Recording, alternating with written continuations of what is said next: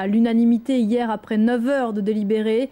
Pour la justice ivoirienne, l'ex-première dame est donc l'une des principales responsables des violences post-électorales qui ont secoué son pays entre 2010 et 2011. On retrouve à Abidjan notre correspondante Anna Sylvestre Trainer. Bonjour Anna, vous étiez dans la salle hier au moment de l'énoncé du verdict. Selon ses avocats, Simone Gbagbo a accusé le coup.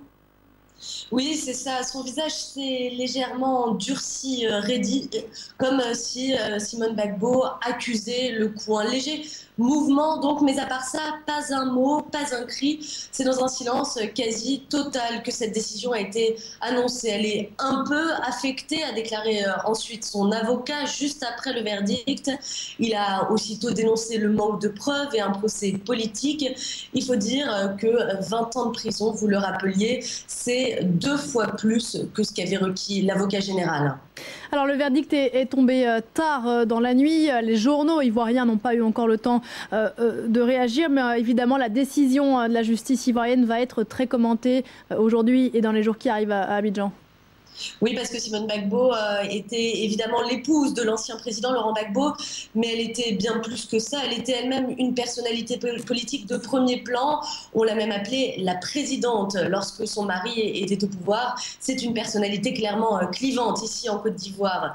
Idole et modèle pour ses partisans, celle qui est surnommée la Dame de Fer est au contraire haïe par d'autres. La partie civile a d'ailleurs estimé que Simone Gbagbo avait été l'auteur intellectuel de nombreuses exactions dans le pays.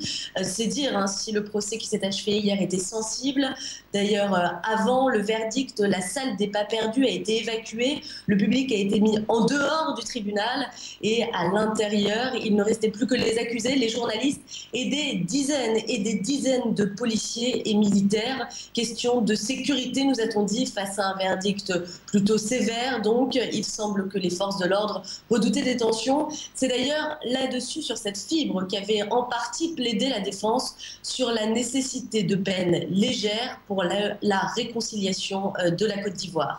Et la peine a été lourde, 20 ans de prison. Merci beaucoup Anna Sylvestre Trainer en direct d'Abidjan pour France 24. Anna l'a rappelé, Simone Gbagbo était jugée avec 82 autres personnes dans ce procès que certains ont appelé celui des pro-Gbagbo. Il devait mettre en lumière les responsabilités dans la crise qui a déchiré la Côte d'Ivoire après l'élection d'Alassane Ouattara à la présidentielle en 2010. Les violences qui ont suivi le scrutin ont fait plus de 3000 morts en 5 mois. Le rappel des faits, Cécile Galuccio. 2 décembre 2010, Alassane Ouattara est proclamé 4e président de la République de Côte d'Ivoire. Le lendemain, le Conseil constitutionnel invalide les résultats dans les régions du Nord et annonce la réélection de Laurent Gbagbo. M. Gbagbo Laurent est proclamé élu président de la République de Côte d'Ivoire.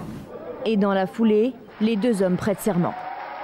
Pour mettre rapidement fin à la crise, la communauté internationale, l'ONU et l'Union africaine confirment la victoire d'Alassane Ouattara. Mais le président sortant conteste sa défaite et refuse après 10 ans au pouvoir de céder son siège. Avec sa femme Simone, il se réfugie dans le bunker de la résidence présidentielle. Rapidement, une guerre civile éclate des 2 camps. Elle va durer près de 5 mois et faire 3000 morts. Avril 2011, à la demande de l'ONU, les soldats français de la force Licorne s'engagent dans le conflit aux côtés des forces d'Alassane Ouattara et frappent les bastions pro-Gbagbo. Une vaste offensive est également lancée sur la résidence présidentielle. Et le 11 avril, Laurent Gbagbo et sa femme Simone sont arrêtés. Lui est transféré à La Haye et inculpé de crimes contre l'humanité par la Cour pénale internationale. Elle est placée en résidence surveillée en Côte d'Ivoire. Surnommée la Dame de Fer, l'ex-première dame est désignée comme une protagoniste majeure de cette crise. L'autre grand titre de l'actualité de ce mardi, c'est ce tragique accident d'hélicoptère en Argentine.